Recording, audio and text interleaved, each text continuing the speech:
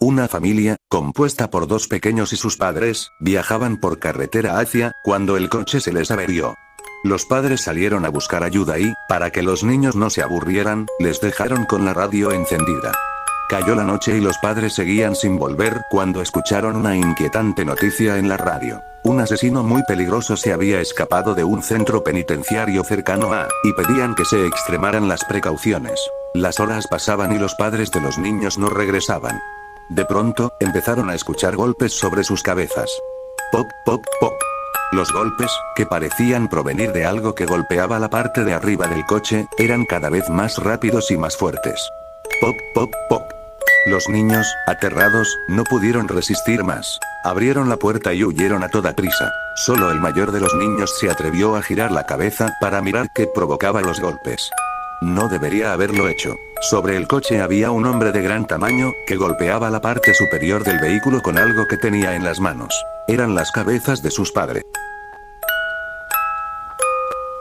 Varias adolescentes habían ido a pasar la noche en casa de una amiga, aprovechando que sus padres estaban de viaje. Cuando apagaron las luces se pusieron a hablar de un viejo al que acababan de enterrar en un cementerio cercano. Se decía que lo habían enterrado vivo y que se le podía escuchar arañando el ataúd, intentando salir. Una de las chicas se burló de aquella idea, así que las otras la desafiaron a que se levantara y fuera a visitar la tumba.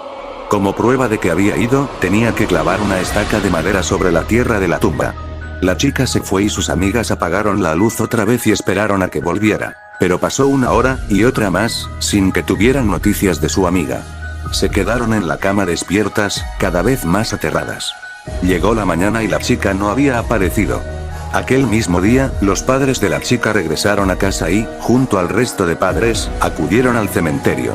Encontraron a la chica tirada sobre la tumba, muerta. Al agacharse para clavar la estaca en el suelo, había pillado también el bajo de su falda. Cuando intentó levantarse y no pudo, creyó que el viejo muerto la había agarrado. Murió del susto en el acto.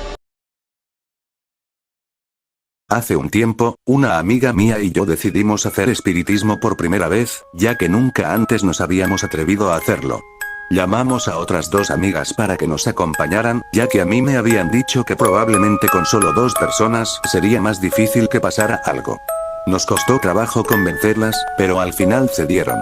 Lo preparamos todo y, un poco asustadas, comenzamos a hacer la ouija. Durante la sesión, una de las compañeras a las que habíamos llamado dijo: "Yo me voy de aquí, menuda tontería esta de la ouija".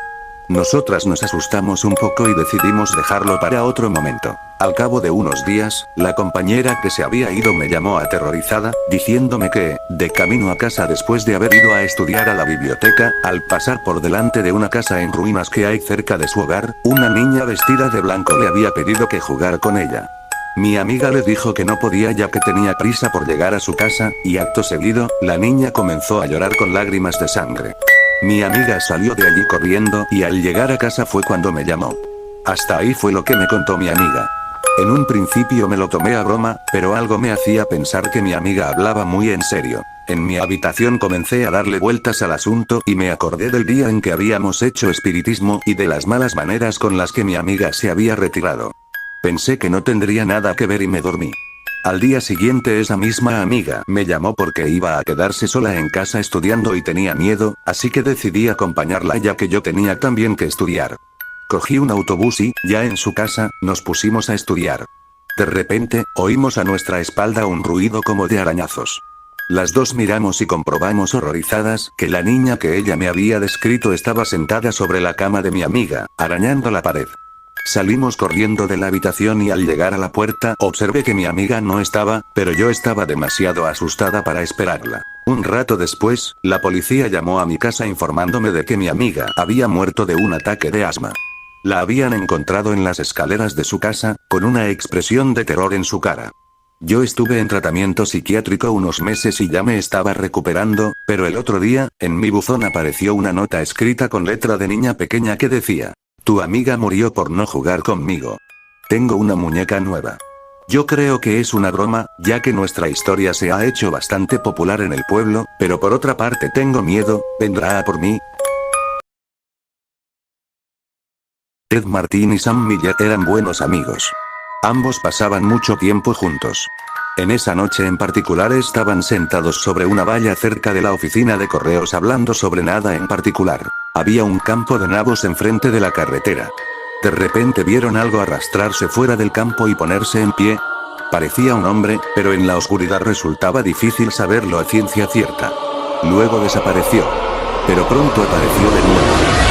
Se acercó hasta la mitad de la carretera, en ese momento se dio la vuelta y regresó al campo. Después salió por tercera vez y se dirigió hacia ellos. Llegados a ese punto Ted y Sam sentían miedo y comenzaron a correr. Pero cuando finalmente se detuvieron, pensaron que se estaban comportando como unos bobos. No estaban seguros de lo que les había asustado. Por lo que decidieron volver y comprobarlo. Lo vieron muy pronto, porque venía a su encuentro. Llevaba puestos unos pantalones negros, camisa blanca y tirantes oscuros. Sam dijo, intentaré tocarlo. De ese modo sabremos si es real. Se acercó y escudriñó su rostro. Tenía unos ojos brillantes y maliciosos profundamente hundidos en su cabeza. Parecía un esqueleto. Ted echó una mirada y gritó, y de nuevo él y Sam corrieron, pero esta vez el esqueleto los siguió. Cuando llegaron a casa de Ted, permanecieron frente a la puerta y lo observaron. Se quedó un momento en el camino y luego desapareció. Un año más tarde Ted enfermó y murió. En sus últimos momentos, Sam se quedó con él todas las noches. La noche en que Ted murió, Sam dijo que su aspecto era exactamente igual al del esqueleto.